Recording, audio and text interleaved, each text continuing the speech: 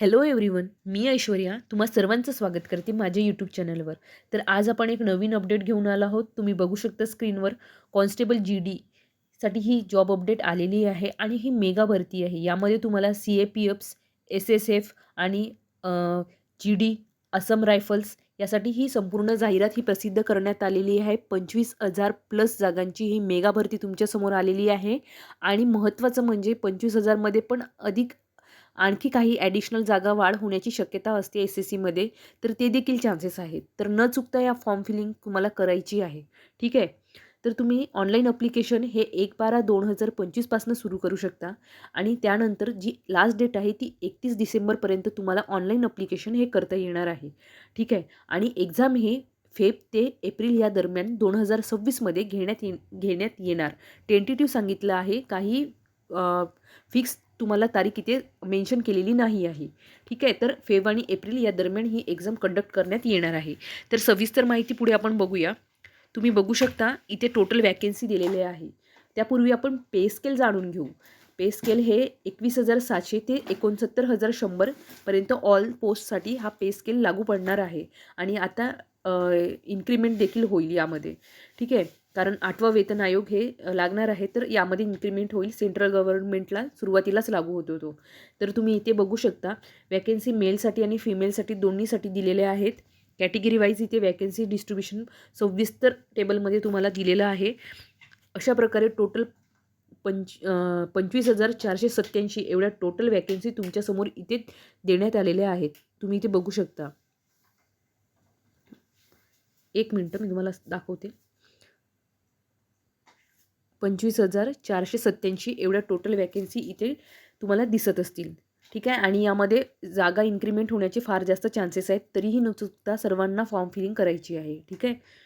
पुढे आपण बघूया की काय असतं क्रायटेरिया. ठीक आहे. यामध्ये तुम्हाला एज लिमिट हे 18 ते 23 इयर ॲज ऑन 1/1/2026 पर्यंत लागणार आहे. ठीक आहे.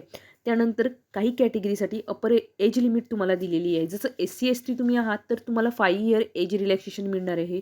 OBC आहात तर 3 वर्ष. एक सर्व्हिसमन असेल तर त्यांची कालावधी प्लस 3 वर्ष असं एज रिलॅक्सेशन असतो. ठीक आहे. पुढे त्यानंतर म्हणजे वेगवेगळ्या कॅटेगरी दिलेल्या आहेत. म्हणजे हे बघू शकता तुम्ही स्क्रीनवर. Children and dependent of a victim killed in 1984 रिओट्स, म्हणजे युद्धाच्या दरम्यान ज्यांचे जे म्हणजे जे ॲस्पिरंट आहेत, जे फॉर्म भरणार आहेत, त्यांच्या ज्या वेगवेगळ्या कॅटेगरीज आहेत त्यांच्यासाठी म्हणजे ज्यांचे रिवोटमध्ये पॅरेंट्स किल केल्या गेलेले आहेत, वीरगतीला प्राप्त झाले आहेत, त्या विद्यार्थ्यांसाठी ह्या एज रिलॅक्सेशन आहे. पुढे तुम्ही बघू शकता म्हणजे वेगवेगळ्या कॅटेगरीमध्ये आहेत. आणि आपल्या OBC आणि जनरल OBC SC STसाठी 5 इयर, OBCसाठी 3 इयर हे आपण सुरुवातीलाच बघितलेलं आहे. ठीक आहे. त्यानंतर आपण बाकीच्या एज्युकेशन क्वालिफिकेशन बघू. तर एज्युकेशन क्वालिफिकेशन हे तुम्हाला 10वीच लागणार आहे. पुढे जर एक्स्ट्रा तुम्हाला काही सर्टिफिकेशन असतील तर त्याचा तुम्हाला ॲडव्हान्टेज होतो ह्यामध्ये. बघा तुम्हाला इथे दिसत असेल इसेन्शियल क्वालिफिकेशन ॲज ऑन 1/1/2026 या तारखेच्या आत तुमचं एज्युकेशन क्वालिफिकेशन हे कन्सिडर केल्या जाणार आहे. ठीक आहे.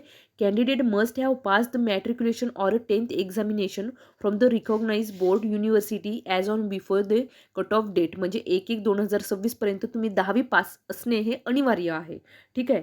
मग हायर एज्युकेशन क्वालिफिकेशन असेल ते तुम्हाला चालणार आहे. Candidate who not acquire the essential education qualification as on a stipulated date will not be eligible. ठीक आहे. म्हणजे तुम्हाला या पदाकरिता ॲटलिस्ट 10वी पास असणे हे आवश्यक आहे.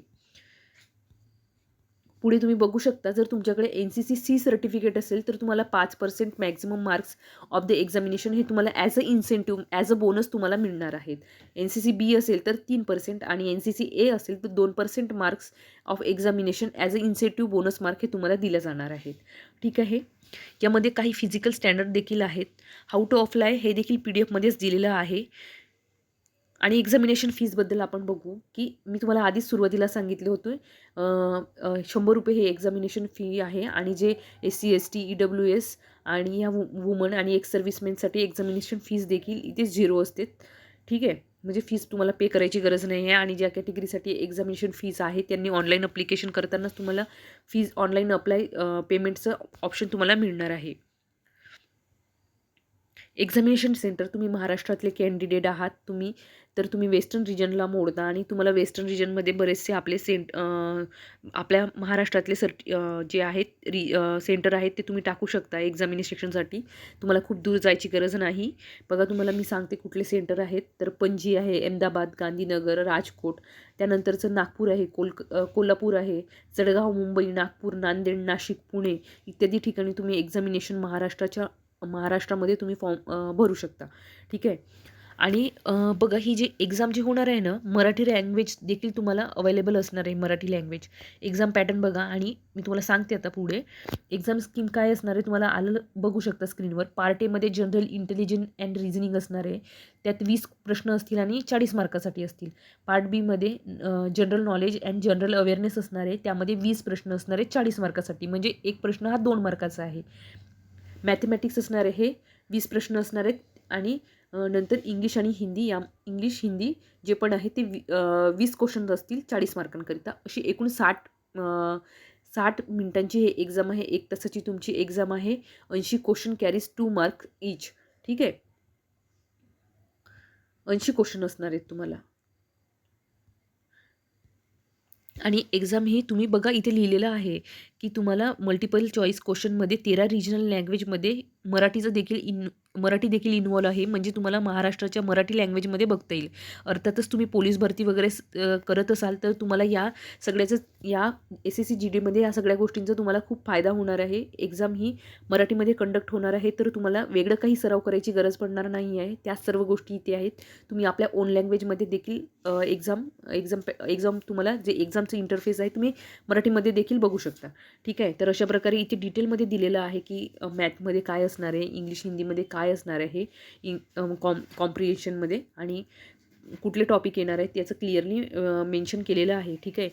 नंतर तुम्हाला एक PET टेस्ट असणार आहे. Candidate have clear the race within the following limit, हे इथे मेन्शन केलेलं आहे. ठीक आहे. PET टेस्ट होणार आहे, म्हणजे ते फिजिकल इफिशियन्सी टेस्ट असते, त्याला फिजिकल इफिशियन्सी टेस्ट म्हणतात. ठीक आहे. आता तुम्हाला हाईट आणि मेल फिमेलचे जे फिजिकल स्टँडर्ड हे सगळ्यात जास्त महत्त्वाचे आहेत. मेलसाठी हाईट दिलेली आहे 170 सेंटीमीटर आणि फिमेलसाठी 157 सेंटीमीटर दिलेले आहेत. आणि आता बघा तुम्ही ST आहात, तर तुम्हाला जे हाईटमध्ये थोडंफार कम्पेन्सेशन चालणार आहे की तुम्हाला 170 मेल जनरलसाठी ह्या हाईट आणि फिमेलसाठी आहे.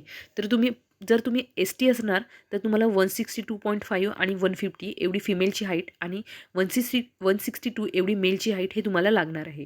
ठीक आहे. अशा प्रकारे वेगवेगळ्या कॅटेगरीसाठी तुम्हाला वेगवेगळे हाईटचे म्हणजे रिलॅक्सेशन तुम्हाला मिळलेलं आहे. थोडंफार कमी जास्त असेल जर तुमची कॅटेगरी ST आहे तर तुम्हाला ह्या गोष्टी चालणार आहेत. अशा प्रकारे इथे हाईटसाठी पण थोडंफार कम्पेन्सेशन म्हणजे रिलॅक्सेशन इथे दिलेलं आहे. चेस्टसाठी पण सेम आहे. चेस्टसाठी पण तुम्हाला अशा प्रकारेच दिलेलं आहे की वेगवेगळ्या जर तुम्ही शेड्यूल ट्राईब आहात तर तुम्हाला थोडंफार कमी जास्त हे चालणार आहे.